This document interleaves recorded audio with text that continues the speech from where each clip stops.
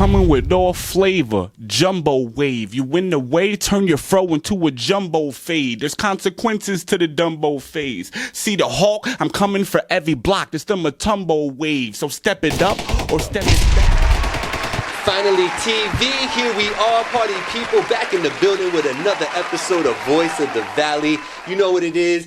Don't just dream, inspire, don't just imagine, create, and just don't believe, achieve. You know that's how it is over here. We're going to keep doing that. So shout out to the 845 and everybody tuning in. I appreciate you.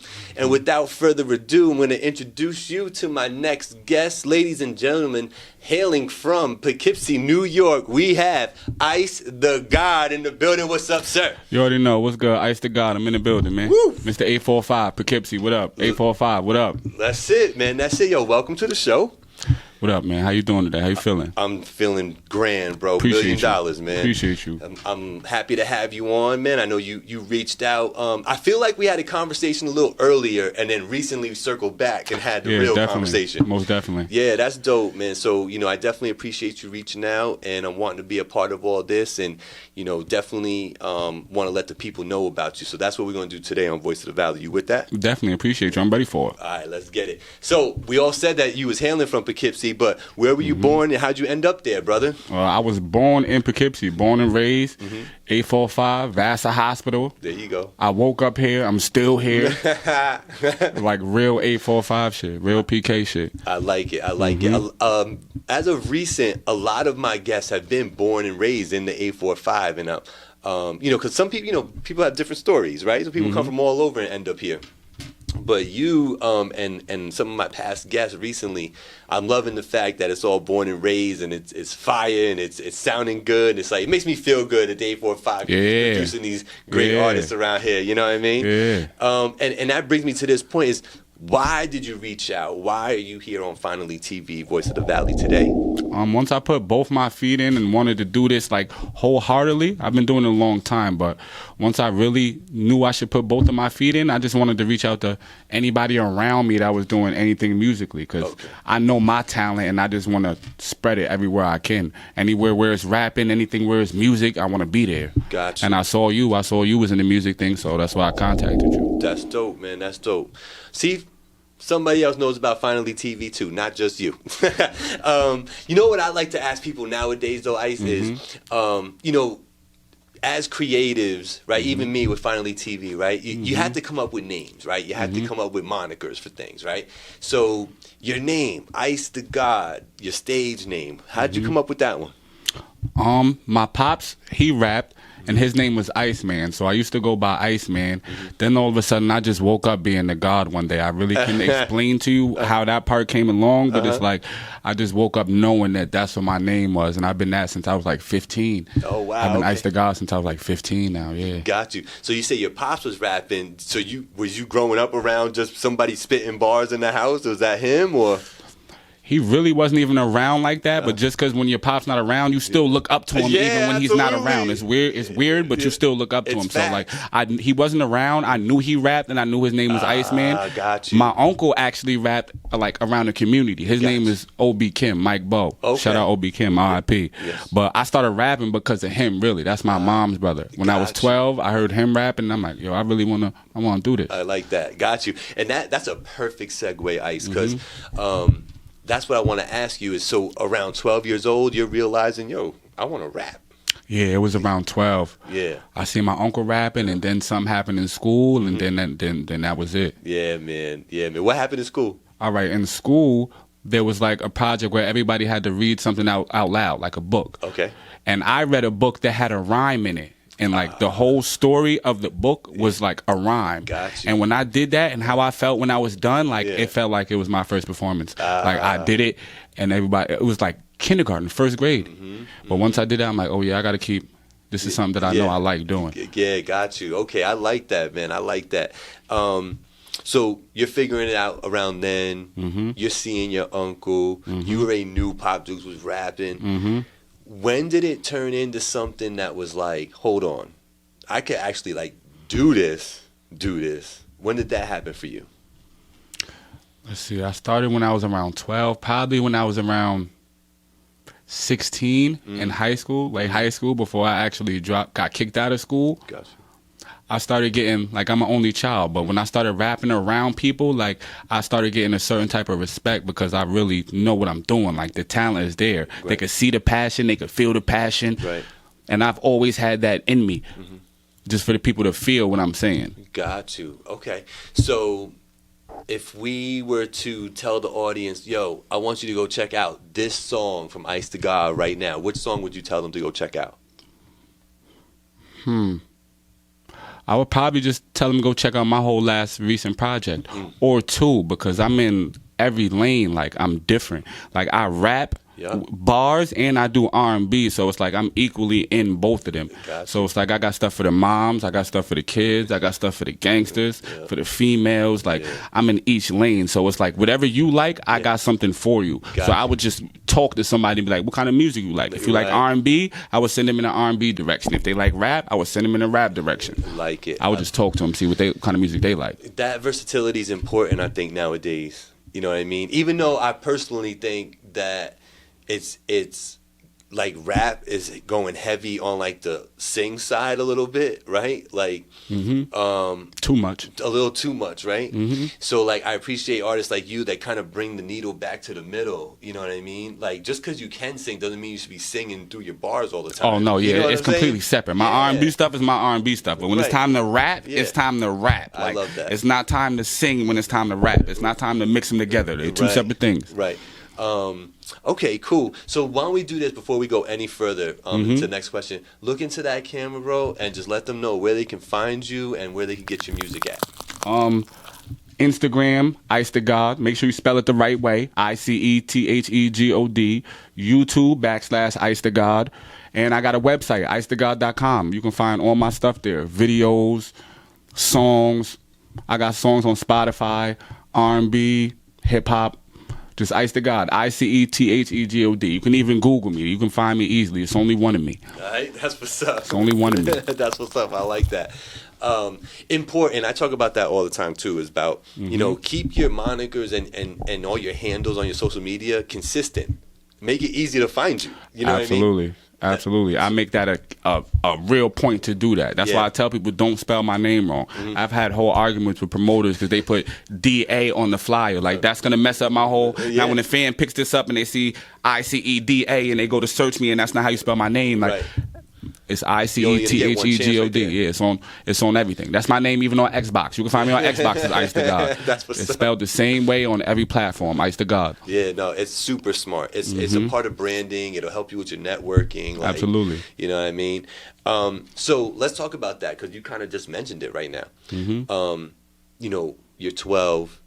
You're saying, I want to rap. Start rapping. So you start rapping. A little bit later, you start realizing, like, hold on. This is actually something I could start doing, right? So at that point, you're going to start creating like in a studio now, or are you doing it at home? Tell me about the rise of Ice to God to the point where you got projects out there. Oh, yeah. I started off actually recording myself because I didn't have the money to be going to studios and stuff like that. Sure. Got a laptop.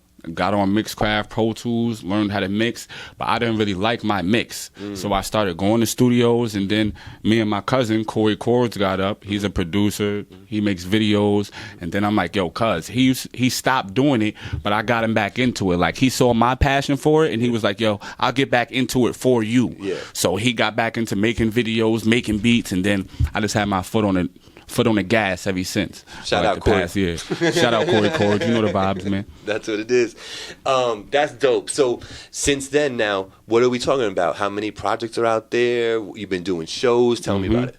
I've been doing a bunch of shows. I opened up for Cassidy, Lloyd Banks, G-Unit, Mario. I've opened up for a bunch of people before the pandemic. Now I'm just grinding, making videos, making music, just doing everything I got to do. Got you. And now that's another question I like to ask, and just so we drive it home to everybody else watching. How important is it to you to put visuals with your music? It's very important. It's very important. Right? Like, just for the believability of it. Like, you can hear me say something, but once you see me say it, like, you can really feel what I'm talking about. Yeah. Like, Yeah, no, it's a difference, and especially if you got a good producer or a good video person who can match up your sound with how they're moving and stuff like that. Like moving is a big key in video production and how it's done. Like you can't just record it on an iPhone or just have a video person who's not moving and don't know what they're doing. Right. You gotta have a good video person. Right. Good editor. Yes, that, absolutely. You know that all. Absolutely. But yeah, I do. I just think it's so important, Ice, that if you believe in your music and you feel like you got one or two or three, put some visuals behind it. You know Absolutely, what I'm saying? Like, or actually in front of it. Put some visuals in front of it. You know everywhere, in front of it, in it, around it. Yeah, everywhere. Like flyers, you gotta make skits. You gotta make TikToks. You gotta do everything you can. You really do. You really do. We gotta teach them, man. Sometimes we gotta teach them. Oh, absolutely. And the way we teach them is by leading by example. So salute to you for doing all those things. And I wish you a lot of luck and all that. I'll be right here whenever you need something. Appreciate you. Yes, sir. I know about all the hard work it takes to be, independently doing your thing as an artist out here or anywhere, right? It doesn't matter, right? What are your inspirations for all this, bro? Like, where is this coming from? It comes from just my uncle who passed away, who did music. R.I.P. to him. My mother, just because... single mother, I just want to put her in. I want to put her in a house. I want to get her all the things that I know she deserves, and I know with the talent that I got, I can do that. I can help all my people with the talent that I have, and I know that. That's why I'm just so adamant about it, because I know how many people I can help from what I can do. Got you. With that said, we're gonna cut away to one of this man's songs right now. Check it out.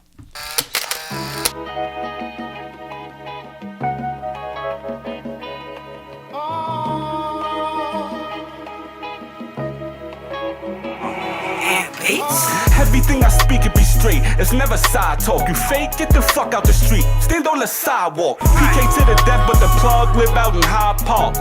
The yard I know about, you never buy parts. I'm from the back block, I never had a matchbox. I'll cut a nigga down like a flat top. Really want ball law, homie? You can meet me on the back block, or see me in the field with real niggas like the Black Sox. I'm from the town, I done been around. I don't even like the fucking kid around when they kid around. I lead a block, then I spin around. I never sit around. Stand up, niggas, I can sit them down. Town talk, I see my shadow like the groundhog. Different beat, I'm like a dinosaur mixed with a hound dog. How I feel, nigga? This generation is done, cause they keep letting all the rats kill the real niggas. God.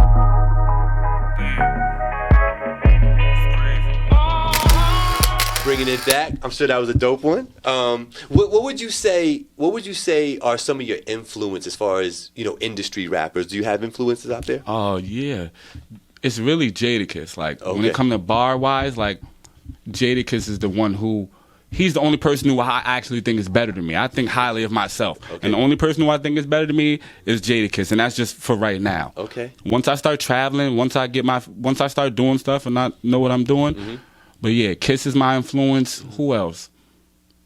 There's really not nobody else. Like I influence myself. The people around me influence me. Like Corey influences me. My producer, he influences me. Like when you hear a good beat, that's what influences me. I'm not influenced by too many other people. I'm influenced by the beat and myself, what I know I could do. Yeah. You know what I like about you is that a lot like me is that I know for a fact that when you hear a beat that you like, you feel it in here. Oh, yeah, I know that for a fact about you. Oh, yeah, it's different. You know what I'm saying? Like, I could just tell, man. You know what I mean? So, and speaking about that, and it's a great segue, this guy's been helping me with the interview the whole time. Who's your producer again?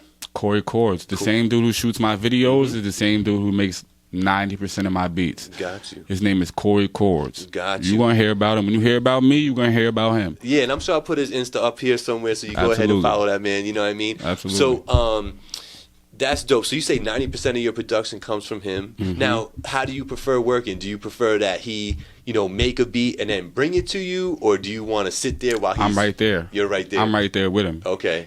We've actually did things backwards before. He's actually been doing the beat, and I finished writing the song as he's making the beat, and he's like, "Oh, all right, so you're rapping like this. Let me put this right here like this." Yeah. And we've made hits like that. Yeah. There's nothing better than that because it's nothing like it. He'll even tell me he don't even want to send me beats. He'll be like, "I like it better when you over here." Like, It's easy. It's easier for him to make it when I'm sitting there. Right. For him to feel my vibe and how, like he knows me and he gets my vibe. Yeah, I think that's important too. You know what I mean? And we talked a little bit about that off camera where we were saying, you know, some artists, they don't really value or put any priority on the production and how they're obtaining the production, you know, how they're going about recording the production, you know what I mean? And it's like, yeah, I know you could rap. A lot of us could rap, but it does matter what you do with it. Yes. You know what I mean? You could be a good rapper on a bunch of trash songs, and then that's a rap absolutely. for you. You know what I'm saying? Like, it's nothing. A good rapper on a trash song is what? A trash song. right? If it's a trash song, you're a good rapper, it's irrelevant. What are you going to say? The best you could get out of that, if it's like a feature situation, is like you get like a cannabis situation where they're like,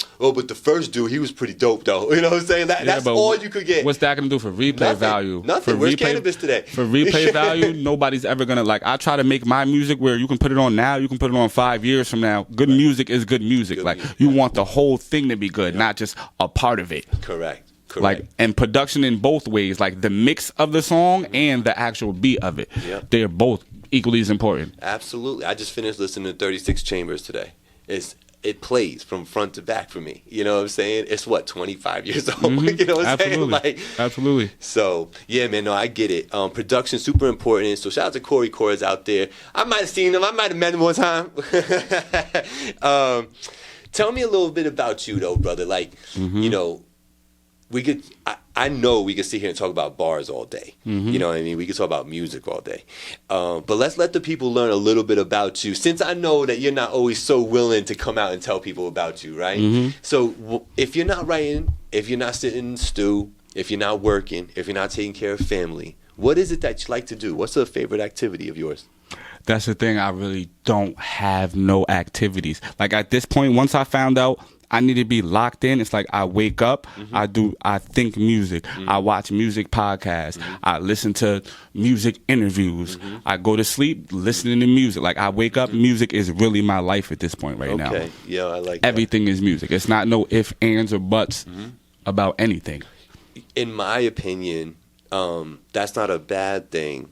I feel like when you mentioned it, when you're watching music videos and you're watching music interviews, like musicians getting interviewed and stuff, to me, you could just gain a lot of knowledge just from sitting there and listening to that. You know, absolutely. Somebody might say something like, just soaking it in, yeah, like, oh, you know, even if it's like an engineer that's getting interviewed and you go, oh, that's what you could do with the reverb. You know what I'm saying? Let me try that. You know what I'm saying? Like, so I agree, man. And to my point earlier, we were talking about, you know, doing a show and then sticking around at the show after you're done performing to see everybody else. Not only are you showing respect by sticking around with your people and watching the other performers, but you're also kind of scoping the competition. Yes, you can always a good artist or a good person in anything, in any type of business, is soaking up any type of information they can get. If you can take something from somebody else and add it to your own to make it better, right. It's always, if I can stay and watch somebody perform after me that does a fire spin move, all right, when I go to another town, I'm going to do this fire spin move that he did and see if everybody like it. Right. Or even, you know, and maybe for more novice people, like they might look at it and go, oh, he's not swallowing the mic. Oh, he has the mic like 2 inches. Oh, okay. I should do the same thing because I can't hear the other dude that's not. You know what I'm saying? Like, you know? Absolutely. You know, so little things like that. So I think that there's gonna be something here. Is there like a line of advice that you kind of base all your movements on? Absolutely. What's that? As cliche and corny as it sounds, it's really be yourself. Like, if I believed to be myself at a young age, I would have been famous already. Facts. It's like you can ask anybody who really knows Ice to God. I was wearing mismatched shoes and people was making fun of me since I was in middle school. Now there's Jordans that come out where it's a red Jordan, it's a blue Jordan. Right. Like, before Lil Yachty came out, I was in high school saying, yo, I'm too fire at rapping. If I got red braids and just had a stupid gimmick, I would be famous. Lil Yachty comes out with red braids, and these are things that, like, I got Ja Rule. Like, 50 told Ja Rule, you clowning him because you was singing, but realistically, that singing shit was working. Yeah. Like, that singing shit was working. Got a lot of hits so out of that. Once I realized to just do me and do what I do, like, people's going to follow what I do. I'm the trendsetter, so really be yourself. Do you. Like, that's the best advice I can give anybody is for them to be themselves. Everything will come to you after that. Trying to be other people, trying to fit in, all that other shit, that's Yeah, that's dumb. The good news for everybody is that this is a video. So what I want you to do right now is rewind the video about 35 seconds, turn the volume up, and listen to this man say it again. Be yourself. You know what I mean? That is the realest. Authentic. You know what I mean? That's the most real thing I could tell you. Because wherever I go, my authentic self is what shines. I don't gotta walk nowhere and be gangster. I can walk in a club of gangsters right now. But if they rapping, every gangster's gonna give me respect. Like, yo, this dude could rap. Right. That's it. Right. That's it. Right. That's all it is. Rap. Right. That's it. I love it, and I love it because it's so true, bro. You know what I mean? I didn't realize it till late in life too. Like late. Yeah, and there's a reason for everything, you know, and time moves the way it needs to. So I think you'll be just fine, you know. Absolutely. Just don't forget the little guys over here in Beacon, New York, you know what I'm saying? Absolutely. You coming with me. We out of here. Let's go. We out of here. So let me ask you this then, because you might have one of these too. What's like one of your biggest pet peeves? You got a pet peeve, ice to God? Music-wise or like life-wise? Just life, music, whatever you want. You give me two. Probably the same thing I just told you for people to be, like, not being yourself. Me being myself makes it real easy for me to realize when somebody else is not corny. when they're being fake and corny. It's like, just be you. I'm fine with being you. If you're not gangster, don't be gangster. If you are gangster, be gangster. If you corny, be corny. Right. That's fine with me. I respect it. I just respect somebody being themselves. Yeah. No, I get it. It is annoying when you can, because you're right. Like, once you move a certain way, you can see when people move different. Yeah. You know what I mean? It's like, you know what I mean? I'm good with that one. So anyway, but yeah, be yourself is the mantra of today's show. Is I think that's the best advice you could give somebody is be yourself. Absolutely. Ice, man, we've arrived at probably my favorite part of the show. And it's when I ask you to tell me about the first time you felt like a star in this music biz, man. Okay, it was probably my 4th or 5th show. Okay. I was ripping and running around doing performances left and right as much as I could. Yeah. There's one specific show. It was a packed show. Yeah. I didn't really bring nobody. I just brought my girl and one other person. Okay. I performed my song, but when I stopped and saw everybody knew the words to my song, like, there's really no other feeling like that. When you can stop and you see everybody finishing your music, like, that's when I knew, like, yo, I got this. Yeah. What? I got it. That feeling is the feeling it's like crack. I will always come back for that feeling. Yeah. Do you remember where that was? It was actually at the Chance Theater, Poughkeepsie, New York. It was at the Loft, actually, upstairs at the Loft. Yep, that's a cool stage up there too. Shout out 845 The Mix Show. They did a show up there a couple years ago. I had a lot of fun out there. Had the building shaking. Shaking. Yeah. Jumped in the crowd. I was wilding at that. Yeah. That's dope, man. That's real dope. Yeah, I like fun. that. Performances are important, man. You know, the live performances is really where a lot of your bread and butter will be solidified, if not made. You know what I'm saying? Because people really start to resonate with you, engage with you based on your live show. And I've been doing it so long, I know the do's and don'ts when it comes to that. Like, stop performing with your song in the background. Oh my God, tell them, Ice. Tell them. If you know your words like you should, stop performing with your song in the background. Right. You can have some in and outs, you can have some ad-libs, but the whole song playing, like, how's the fan supposed to really feel it if you got the whole song playing? Correct. And I thought it was something simple. Everywhere I go, I really get, like, handshakes for that, like, oh, you got the song playing, like, yeah, like, it's just a beat, like, I'm rapping, right, like, I'm rapping on the instrumental. Yeah. Hello. That's the way it was for me way back in the day. There was no showing up with your track already done. You had your ad libs there. You know exactly. Ad libs, maybe a couple in and outs. You know what I'm saying? But yes, very, very, very true. So my thing with that is they'll say, yo, it's because the sound system there is whack, and I'm not taking a chance with them not hearing me. What do you say to that? First off, you gotta hold the mic to, you have to know the sound system yourself. If the sound system is bad and you gotta hold it real close, that's when you hold it real close. If it's good, that's when you hold it back. What's that called? It's called being an MC. It's called mic check. Yeah, it's called mic check. No, do your mic checks, yo. Yeah, Stop that's why showing it's up important. to the spot late, getting the organizer all aggy because you ain't there yet. Yeah. You know what I'm saying? And Show up. And then complaining about the sound when you wasn't at mic check. Right. Like, what's wrong with you? I was here, you do a show. I'm here for 2 hours before anybody shows up. You know what I mean? Like, we could have done 9 mic checks by the time you know what I'm saying? But I digress, and I let it go. It's simple. You come off to me as a real hip hop head, man. Absolutely. You really do. Who you listen to nowadays before we get out of here? I still listen to Jadakiss, the same person who influences me. I listen to Kiss. I listen to everything that comes out just so I can get a feel on the music and what's going on. Sure. But for me personally, I listen to Kiss. He gets me hype. He gets me into my zone to where I can do my own shit. And I listen to me. I listen to a lot of me. Okay. I'm in my own zone. Yeah. Especially since I'm in so many lanes. Whatever feeling I got, I can put my own self on for it. Oh, there you go. If I'm in my R&B feeling, I can put the R&B ice on. If I'm in my hard bag, I can put the hard ice on. That's how I'm feeling. Are you your hardest critic? Yes. Do you listen to your music sometimes that's been done and go, I probably could have done this? Dirt. I hate it. I hate everything. Everything, as soon as a month goes by, I really don't like it no more.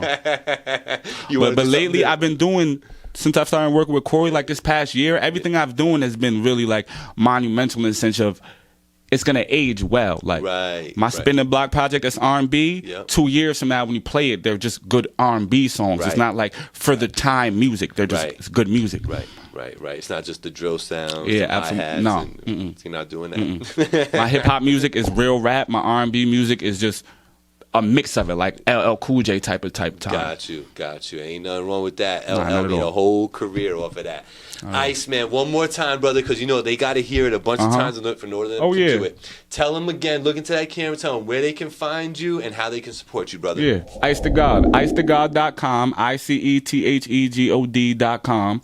Ice to God on Instagram, Ice to God on YouTube, Twitter, Snapchat, Spotify, iTunes, Apple Music, TikTok, anywhere you can find music, Ice to God is there. So make sure you go check me out. The best you ever gonna hear when it comes to this ball thing, when it comes to this music, this is what I do. Nice. I love it. So, thank you for coming to the show. Appreciate you. I really do appreciate you coming out and sharing your story with us and letting us know a little bit about you. Anytime. I'm gonna be back. You know what I mean? Hell yeah. Any future projects that people should be looking out for? I actually got a project coming out on Halloween. I started off with the R&B project that's on. It's called Spin the Block. Then I came with a hip hop project. That's the Pandemic. Right now on Halloween, we coming with a straight club project. 4 or 5 songs, straight club bangers. That's coming out on Halloween. Get ready for that. Dope. I like it. Alrighty. It's called Ratchet. Ratchet by Ice to God. So I'm going to try my darndest to get this out by Halloween. If it's not out by Halloween, make sure you go and peep that because it dropped already. You know the vibe. Go get that. Yeah, go get it. And if that is the case, the link will be down below in the description. You can go right to it. I'll get you there. Absolutely. So Iceman, I appreciate you, brother. Appreciate you, King. He's Ice to God. I am Gabriel. This is Finally TV. We out. I'm coming with all flavor, jumbo wave. You win the way, turn your fro into a jumbo fade. There's consequences to the Dumbo phase. See the hawk, I'm coming for every block. It's the Matumbo wave. So step it up or step it back.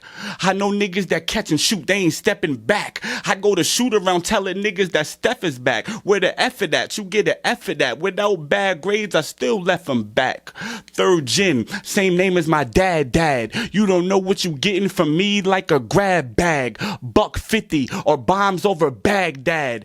I'll crack a nigga open like crab legs. The bad guy like Razor Ramon. Me and Rapid go together like the cable and phone. The last op got was crazy at home. His house is only standing up because the baby was home. No Favi, your boy foreign. Why would I pass the ball when you know that your boy scoring? Forewarning, my call warming. We could rumble in the jungle just for grilling like you George Foreman. Life's craps and I'm 7, my nigga. I'm the best up under the suns like Devin, my nigga. What's a bunch of brown shirts to a legend, my nigga? I am God. This is heaven, my nigga. Watch how you talk to me. God. Let's go.